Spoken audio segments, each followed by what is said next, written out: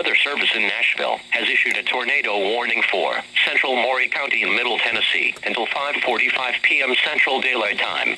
At 5:18 p.m. Central Daylight Time, a severe thunderstorm capable of producing a tornado was located near Mount Pleasant, or 8 miles west of Columbia, moving northeast at 55 miles per hour.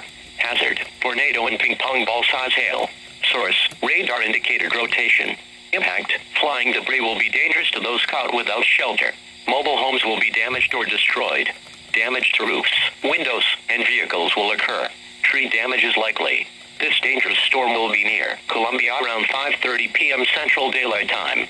Other locations impacted by this tornadic thunderstorm include Williamsport, Santa Fe, and Hampshire.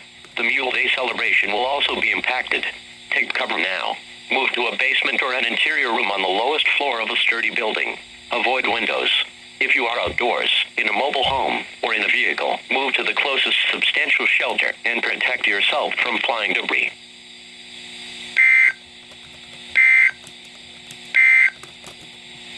Now here is the hazardous